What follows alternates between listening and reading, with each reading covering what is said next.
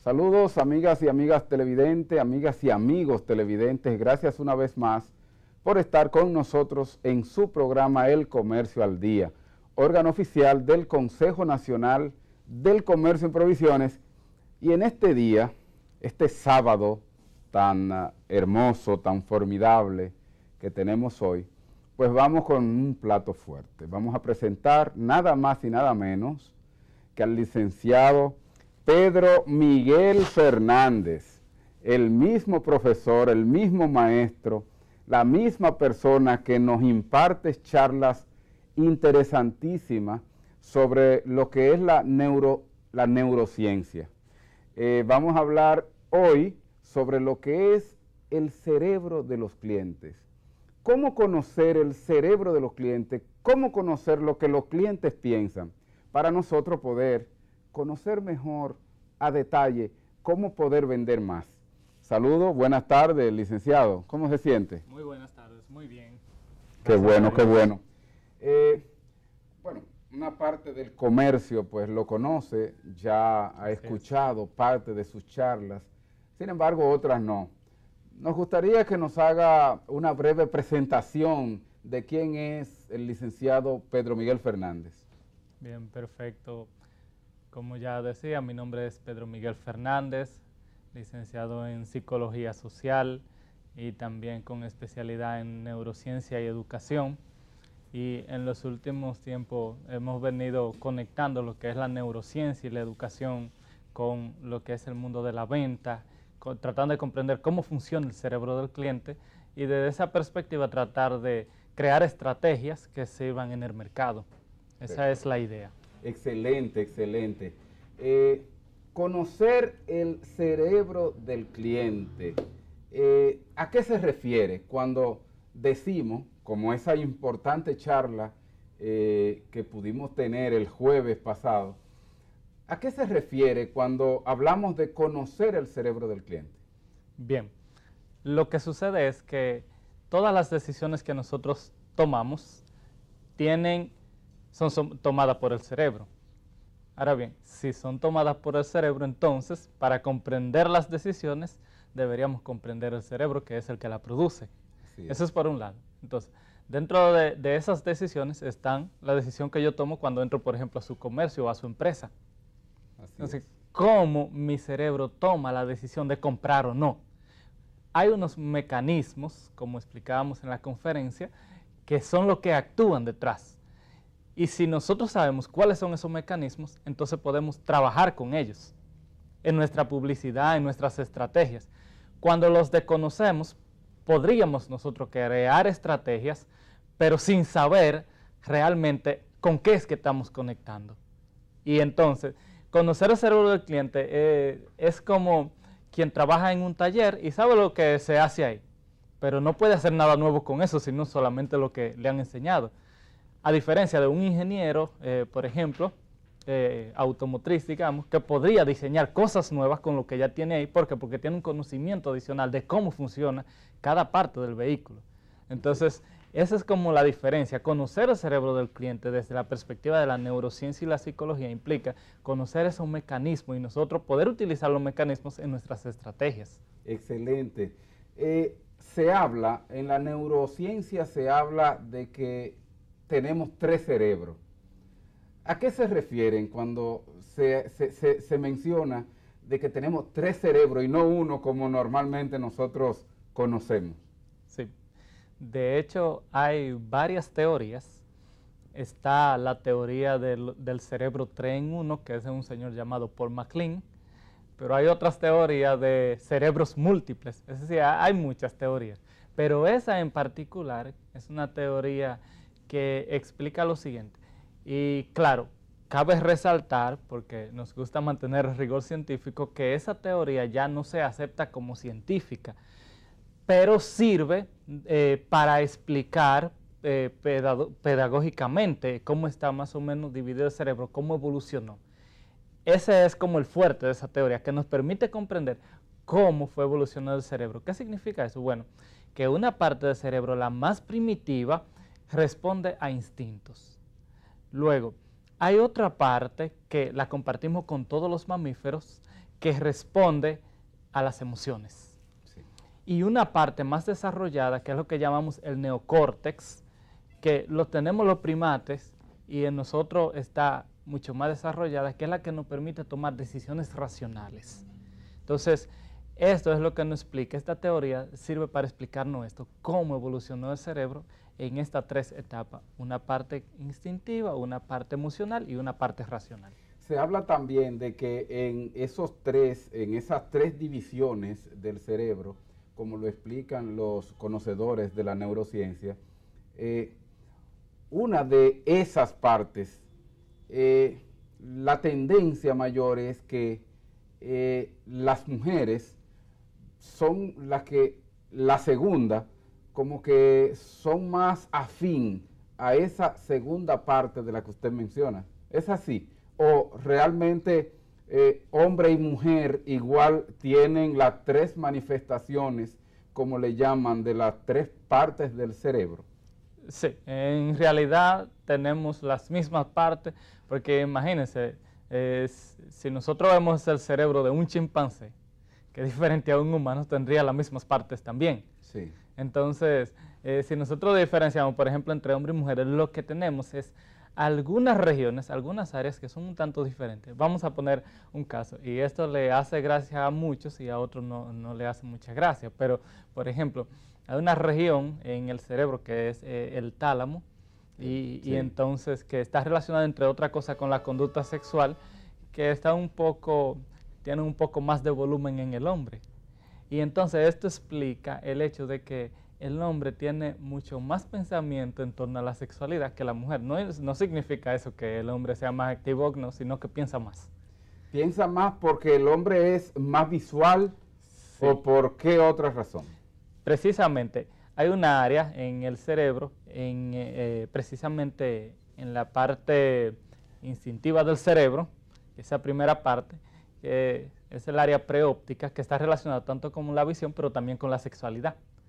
Y sí, entonces esa parte es un poco más voluminosa en el hombre y estaría relacionado con eso. En el caso de la mujer se habla de que en el caso específicamente de la mujer es más como la parte sensitiva.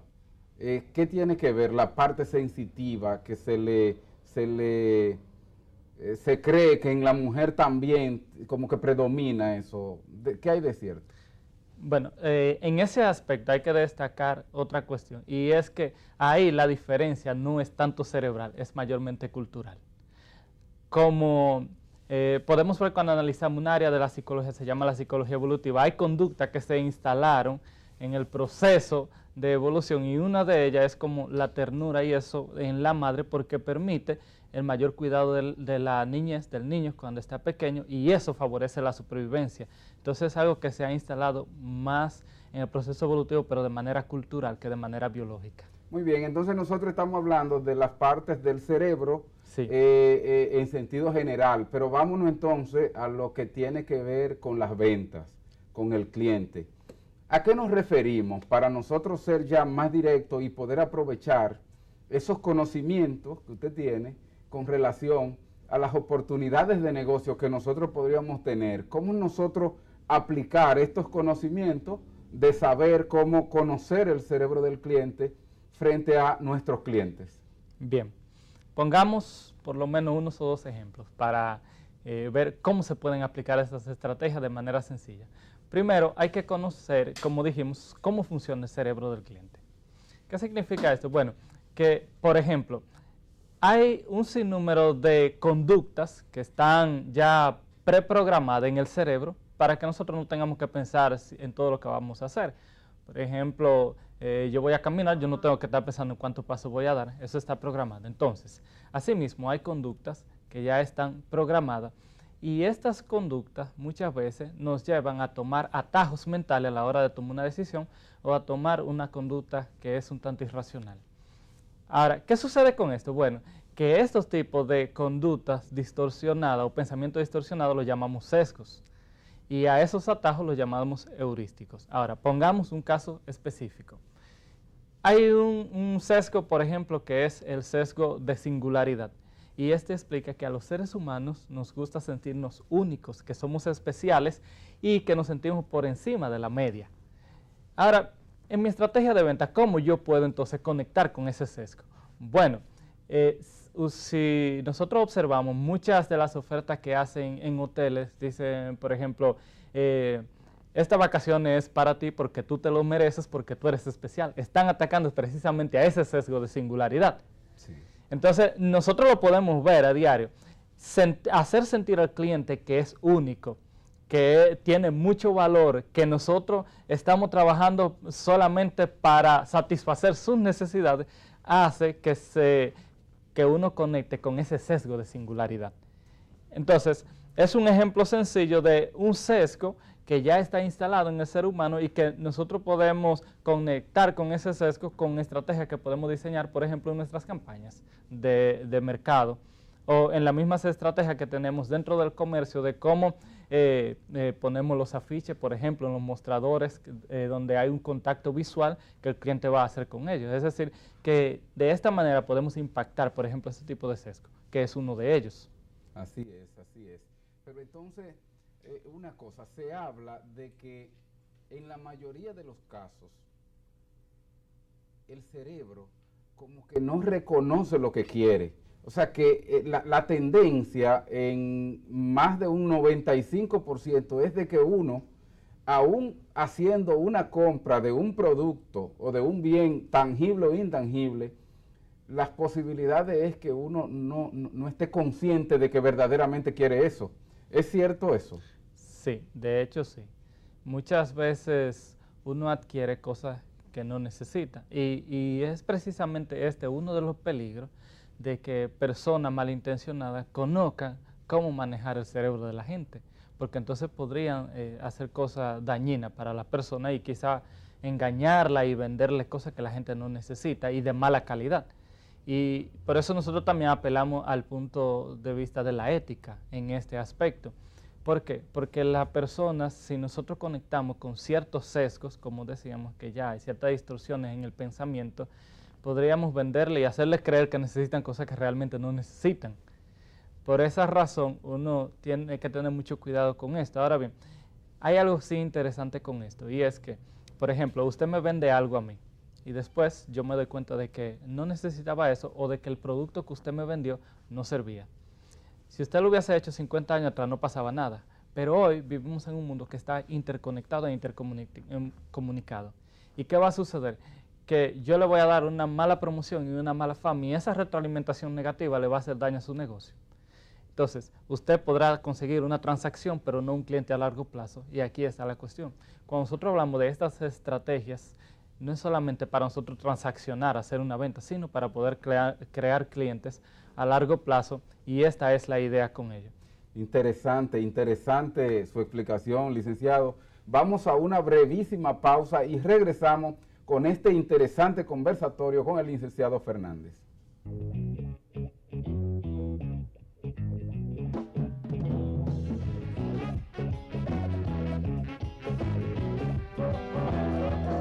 Casa Surtidora Dominicana. Estamos ubicados en la avenida Presidente Estrella Ureña 123 en Los Minas. En variedad y servicios somos La Surtidora. Nuestro teléfono es el 809-598-1013. Morales y Castillo. Oficina de abogados. Compra y venta de inmuebles, financiamiento y asesoría legal. Estamos ubicados en la avenida 27 de febrero 194, Plaza Don Bosco, con el teléfono 809-687-9292. Comercial Bolívar Pérez. Avenida Duarte, número 456, Villas Agrícola, en el Mercado Nuevo. Ventas de provisiones al por mayor. Nuestro teléfono es el 809-681-4117. Almacén Samuel Abreu S.R.L. Gastón Fernández del INNI, Cleto Villasencio, número 125 en Higüey, con el teléfono 809-554-7307.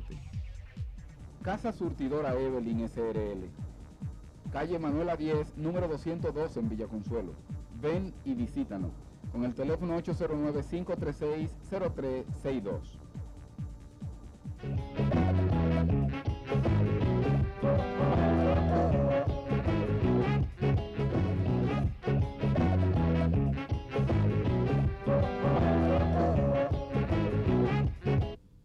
Gracias por continuar con nosotros en su programa El Comercio al Día y con esta interesante conversación con el licenciado Fernández de cómo conocer el cerebro del cliente para nosotros poder, para todos los amables televidentes que están escuchando, que están viendo, observando esta importante charla, que han visto la charla y que ahora mismo están disfrutando de esta conversación con el licenciado Fernández, pues conocer de primera mano cómo lograr vender más conociendo el cerebro del cliente.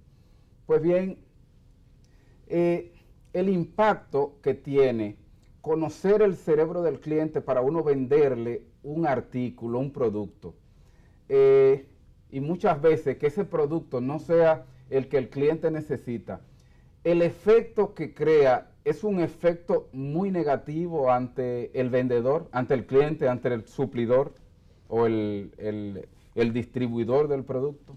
Sí, como les decía, si nosotros hubiésemos hecho cualquier tipo de negocio hace 50 años atrás, quizá no pasa nada, porque como no había tanta interconexión e intercomunicación, pasaba.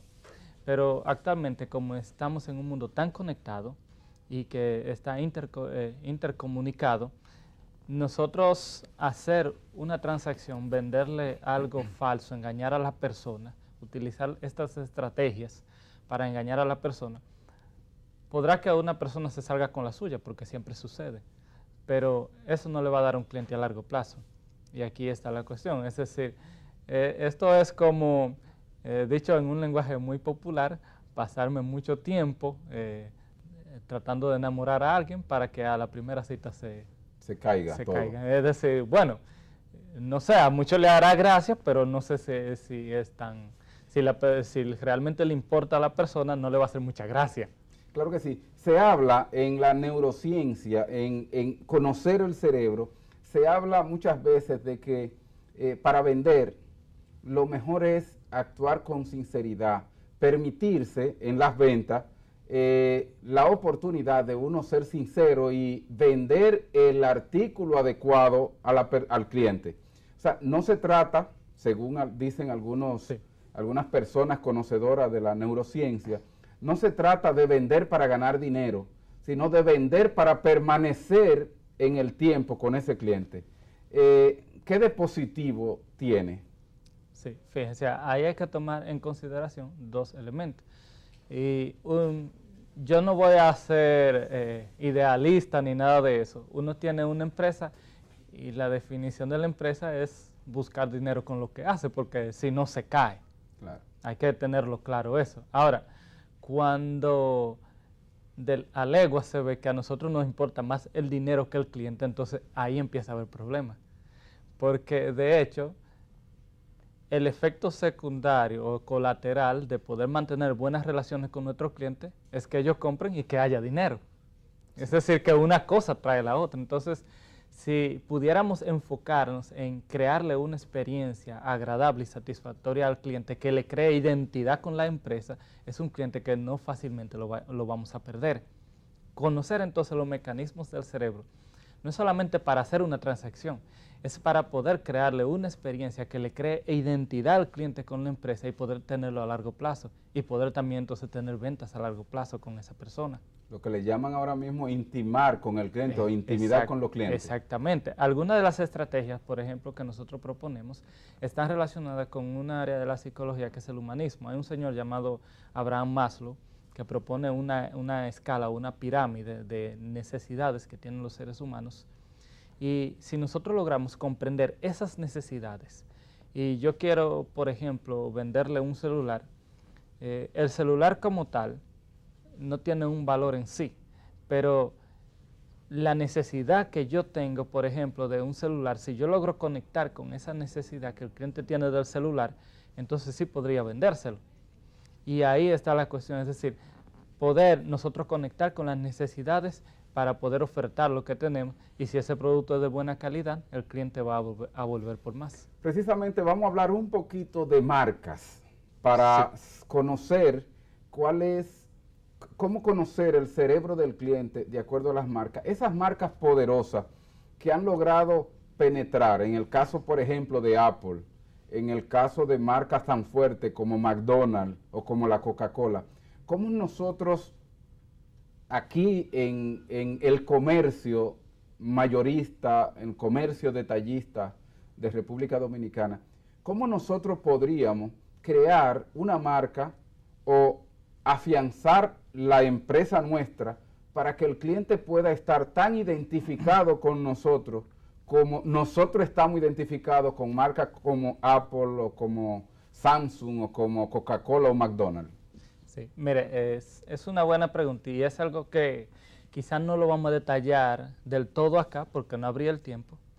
Solo podríamos dar algunas pinceladas, pero ya en nuestros talleres, si las personas se motivan, ¿verdad? Y ya claro sí podemos detallar todo con precisión. Pero precisamente nosotros hemos analizado los sesgos que ellos utilizan y es lo interesante. Es decir, hemos analizado, por ejemplo, lo que utiliza Apple o lo que utiliza, por ejemplo... ¿Qué utiliza Apple, por ejemplo? Hay un efecto que tiene una contraparte, le voy a explicar. Hay un efecto, un sesgo que es el efecto arrastre, que comúnmente lo conocemos. Entonces, el efecto arrastre nos dice lo siguiente, y es que hay una forma de pensar en los seres humanos que le dice que si muchas personas están consumiendo tal producto o que si muchas personas quieren adquirir tal producto, debe ser bueno. O si muchas personas están hablando de eso, debe ser bueno o debe ser verdad. Y a eso se le conoce como el efecto arrastre. Pero ¿qué sucede? Que hay un tipo de persona que dice, precisamente porque muchas personas lo quieren, yo no lo quiero. Okay. Ese efecto, que sería el opuesto del efecto arrastre, se le conoce como el efecto snob. Apple utiliza esto. Si usted se da cuenta, ellos crean una marca exclusiva para personas que se sienten exclusivas. Sí. ¿Sí? Entonces nosotros podemos, por eso, precisamente cuando conocemos la necesidad del cliente y los criterios, podemos también jugar con los sesgos. Es decir, todo el mundo se fue para un campamento o para tal restaurante. Entonces yo puedo utilizar un sesgo para atraer a las personas que se sienten que son de otra clase. Okay. ¿Sí? ¿Qué es lo que hace Apple? ¿Todo el mundo quiere un Android? Bueno, hay una pequeña parte que utiliza... el Samsung, por ejemplo. No, el de Apple. Ok, el Apple, ok. Sí. Entonces, fíjense que ahora McDonald's va a utilizar una estrategia diferente. Fíjense que en McDonald's sí se da el efecto arrastre. Muchas personas consumen McDonald's. Pero fíjense lo siguiente, y aquí hay que hablar de lo que es la emoción, que es un aspecto muy importante. Una cosa es que yo ponga ese celular que está en la mesa y le tome una foto para venderlo. Y otra cosa es que yo lo ponga con una persona que está en la playa, que se está divirtiendo y utilizando su celular o en una montaña, en un paseo. La diferencia de esos dos contextos en la publicidad es la siguiente, que una es abstracta y la otra conecta con una experiencia humana. Una de las estrategias importantes dentro de un sesgo, que es el sesgo de recompensa, es hacerle sentir al cliente la experiencia de la recompensa que va a tener con comprar el producto o servicio que yo le ofrezco. Cuando usted ve a la familia compartiendo el McDonald's, eso le da una perspectiva de una experiencia que usted va a tener al consumir ese producto. Entonces, ahí vemos un sesgo que se está utilizando y más o menos esos serían algunos de los sesgos que ellos utilizan para vender y para crear ese concepto. Excelente, interesante la explicación que usted nos da. La neurociencia como parte importante para explicar cómo conocer el cerebro del cliente, cómo conocer el cerebro de la persona. ¿Cuál es el futuro que usted le ve a la neurociencia frente a la tendencia tecnológica que hay en donde ya todas las ventas se están manejando y se están haciendo vía internet, se están manejando ya incluso ventas no presenciales? En el caso de Amazon, con todo ese poderío de poder tener una distribución tan fuerte sin tener almacenes. ¿Cómo usted ve esas dos situaciones, esos dos extremos? Sí, fíjense que el caso Amazon es uno de los temas tratados en nuestra charla del jueves y y es interesante, a nosotros nos ha llamado la atención porque Amazon es un experto utilizando los sesgos. Y a las personas que vayan a nuestros talleres se van a dar cuenta cómo ellos lo utilizan y podemos aprender muchísimo. Además, algo interesante con todo esto, el futuro de esto, le voy a poner un caso para que tenga una idea. En Japón se celebran ferias de ciencia y tecnología. Y en muchos países, pero quiero citar esta. Entonces, hay una en especial donde a las personas se le ponían unas gafas para que entraran a una tienda. Las gafas miran a donde se dirige el iris de la persona, independientemente de lo que la persona crea que está mirando. Entonces, pueden cronometrar las cosas que más llaman la atención. ¿Qué significa esto? Que la tecnología ayuda ya a recoger la información del cerebro de la persona, a poder ponerle datos estadísticos y de ahí entonces poder utilizarlo como estrategia. Es decir, que en la medida en que vayamos avanzando con escáneres cerebrales y todo esto, lo que nos va a ayudar a comprender mejor el cerebro y a crear mejores estrategias. Excelentísimo, importante la explicación que nos da el licenciado Pedro Miguel Fernández, una charla magistral que estuvo realizando el jueves pasado en las instalaciones de la Asociación de Comerciantes de Santo Domingo, en Amaprosado, gracias una vez más al Consejo Nacional del Comercio en Provisiones, conjuntamente con la Asociación de Comerciantes Mayoristas en Provisiones de Santo Domingo, por permitirnos llegar hasta los comerciantes para que puedan de primera mano tener informaciones detalladas de temas tan importantes como son conocer el cerebro del cliente y otras tantas que usted ha impartido y las que vienen. Por eso, una recomendación para todos los amables televidentes para que participen en las próximas charlas que vamos a tener con el licenciado Fernández y con otros disertantes más sobre temas importantes que les competen al comercio. Será hasta la próxima semana y muchas gracias por estar con nosotros en su programa El Comercio al Día.